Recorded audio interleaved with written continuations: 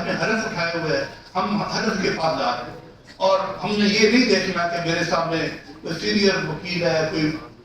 Junior lawyer ہے، کوئی party influential ہے، کوئی، کیونکہ ہم نے حلف اٹھایا ہے۔ میں قرآن پاک کی آیات پڑھ کے درود پڑھ کے روز عدالت میں بیٹھتا ہوں، اور مجھے اور یہ ہوتا ہے کہ رات کو سکون سے نیند آئے۔ کوئی ایسا غلط بھی ہو سکتا ہے، اسی لیے انٹر کورٹ اپیل ہے، اسی لیے ہمارے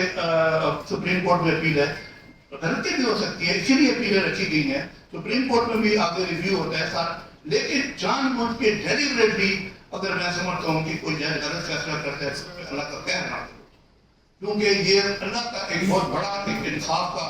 ہمیں منصب سنبھالا گیا ہے، اور انصاف اگر ہم کسی کو نہیں دے سکتے تو پھر اگر ہم اپنے حلف کے اوپر نہیں چڑھ سکتے تو میں سمجھتا ہوں کہ یہ بہت بڑی بدقیامتی ہوگی۔ تو اس لیے ہم تو کوئی اس پھٹے سے، آپ سب بار بار ہم کو پتہ ہے کہ اسلام آباد کی کچہری میں میرا ایک پھٹا ہوتا تھا، اس سے اپنے وکالت شروع کی، اسی سے بار کے عہدوں پہ آئے، اسی سے، اور یہ بھی میں آپ کو کہہ دوں کہ کسی عہدے کے لیے میں نے کبھی کوئی سفارش نہیں کروائی۔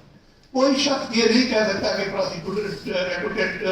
جنرل بننے کے لیے، ڈپٹی پروسیکیوٹر جنرل بننے کے لیے، یا ڈپٹی اٹارنی جنرل بننے کے لیے میرے پاس سی وی لے کر آئے۔ میں چیلنج کرتا ہوں کہ کوئی بندہ آپ کو یہ نہیں کہہ سکتا، اور اللہ تعالیٰ نے، وہی میں آپ کو کہتا ہوں کہ میرا ایمان ہے کہ جب آپ کی نیت ٹھیک ہو،